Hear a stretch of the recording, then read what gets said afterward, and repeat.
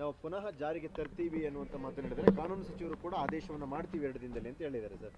ಏನು ಆದೇಶ ಸರ್? ಏನು ಇಲ್ಲ, ಇದ್ರ ಬಗ್ಗೆ ಚರ್ಚೆ ಮಾಡ್ತೀವಿ.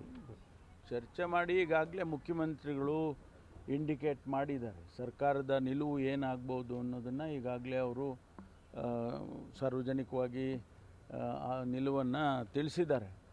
ಹಾಗಾಗಿ ಈಗ ಗೊತ್ತಾಗಿದೆ, ಎಲ್ಲರಿಗೂ ಗೊತ್ತಾಗಿದೆ. ಅವರ ಉದ್ದೇಶ ಏನಿದೆ ಅಂತಂದರೆ, ಸಂವಿಧಾನದಲ್ಲಿ ಎಲ್ಲದಕ್ಕೂ ಹಕ್ಕು ಕೊಟ್ಟಿದ್ದಾರೆ.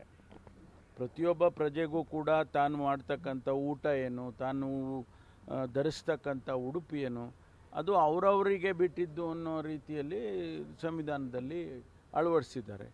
It is there fundamental right. ಅದಕ್ಕಾಗಿ ಅವರು ಆ ಅರ್ಥದಲ್ಲಿ ಮುಖ್ಯಮಂತ್ರಿಗಳು ಆ ಸನ್ನಿವೇಶ ಇರಬೇಕು ಅನ್ನೋದನ್ನು ಅವರು ಪ್ರತಿಪಾದನೆ ಮಾಡಿದ್ದಾರೆ. ಹಾಗಾಗಿ ಇವರು ಭಾರತೀಯ ಜನತಾ ಪಾರ್ಟಿಯವರು ಅದನ್ನೇ ಮೂಲವಾಗಿ ಇಟ್ಕೊಂಡು ಇವತ್ತು ಅವರು ಅದನ್ನು ದೊಡ್ಡ ಪ್ರಮಾಣದಲ್ಲಿ ಇದನ್ನು ಬಿಂಬಿಸ್ತಾ ಇದ್ದಾರೆ. ಅದರ ಅವಶ್ಯಕತೆ ಇಲ್ಲ ಅಂಥೇಳಿ ನನಗನ್ಸುತ್ತೆ. ಸರ್, ಈಗ ಸುಪ್ರೀಂ ಕೋರ್ಟಲ್ಲಿದೆ, 3 ಬೆಂಚ್ ಕಾನ್ಸ್ಟಿಟ್ಯೂಟ್ ಮಾಡಿ ಅಲ್ಲಿ ವಿಚಾರಣೆ ಮತ್ತೆ ಮುಂದುವರಿಯೋ ಹಂತದಲ್ಲಿದೆ.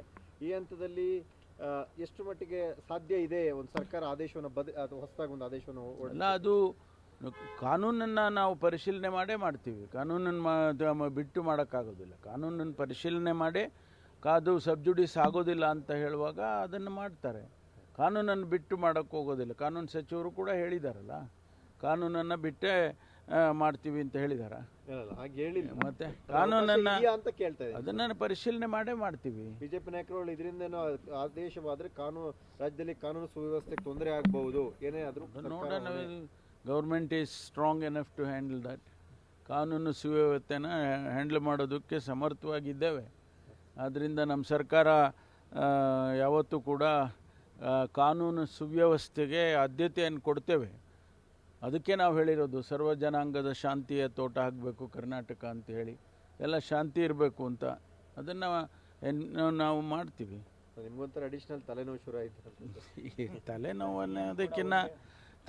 ಅನ್ನೋದಕ್ಕಿಂತ ಇದೆಲ್ಲ ಸಮಾಜದ ಒಂದು ಅನೇಕ ವಿಚಾರಗಳು ಈ ರೀತಿ ಬಂದೇ ಬರ್ತಾವಲ್ಲ. ಬಂದಾಗ ಅದನ್ನು ಯಾವ ರೀತಿ ನಾವು ಹ್ಯಾಂಡಲ್ ಮಾಡಬೇಕು ಆ ರೀತಿ ಮಾಡ್ತೀವಿ. ಸಿಎಂ ಕೂಡ ಒಂದೇ ದಿನಕ್ಕೆ ಆಮೇಲೆ ಸಂಜೆ ಅವರು ಮತ್ತೆ ನೋಡಿ, ನಾನು ಕೂಡ ಆ ಸಭೆಯಲ್ಲಿ ಇದ್ದೆ. ಆ ಸಭೆಯಲ್ಲಿ ನಮ್ಮ ಪೊಲೀಸ್ ಇಲಾಖೆ ಸಭೆನೇ ಅದು, ಪೊಲೀಸ್ ಸ್ಟೇಷನ್ ಉದ್ಘಾಟನೆ ಸಭೆ ನಂಜನಗೂಡಿನ ಹತ್ತಿರ. ಅವರು ಒಬ್ಬ ವ್ಯಕ್ತಿ ನಿಂತ್ಕೊಂಡು ಕೇಳ್ದ, ಹಿಜಾಬು ಏನು ಮಾಡ್ತೀರಾ ಅಂತ ಹೇಳಿ. ಅದಕ್ಕೆ ಉತ್ತರ ಕೊಟ್ಟರು ಅವರು. ಅದನ್ನು ದೊಡ್ಡ ಪ್ರಮಾಣದಲ್ಲಿ ಈಗ ಏನಂದರೆ ಚುನಾವಣೆ ಬರ್ತಾ ಇದೆಯಲ್ಲ, ಏನಾದರೂ ಒಂದು ಅಸ್ತ್ರ ಬೇಕಲ್ಲ, ಅದಕ್ಕೆ ಪ್ರಯತ್ನ ಮಾಡ್ತಿದ್ದಾರೆ. ಅದೆಲ್ಲ ನಡೆಯೋದಿಲ್ಲ. ಮುಖ್ಯಮಂತ್ರಿಗಳು ಅದೆಲ್ಲ ಖಂಡಿತವಾಗಿ ನಡೆಯೋದಿಲ್ಲ. ಅದನ್ನು ಇದಕ್ಕೆ ಈ ಹಿಜಾಬ್ ಇಶ್ಯೂ ಬಂದಿದ್ದು ಯಾವಾಗ? ಬಿಜೆಪಿ ಸರ್ಕಾರದ ಅವಧಿ ಅಲ್ವಾ? ಅದಕ್ಕೆ ಮುಂಚೆ ಏನಿತ್ತು? ಸಮಾಜದಲ್ಲಿ ಯಾರು ಕೇಳ್ತಾ ಇದ್ರು ಹಿಜಾಬ್ ಹಾಕೊಳ್ಳೋರ್ನ? ಯಾರಾದರೂ ಕೇಳ್ತಿದ್ರ? ಅವರೇ ಕ್ರಿಯೇಟ್ ಮಾಡಿದ್ದು. ಅದಕ್ಕೆ ಅವರು ಅದನ್ನೇ ದೊಡ್ಡ ಇಶ್ಯೂವನ್ನು ಮಾಡಬೇಕು ಅಂತೇಳಿ ಹೊರಟಿದ್ದಾರೆ. ಅದೆಲ್ಲ ಸಫಲ ಆಗೋದಿಲ್ಲ. Thank you.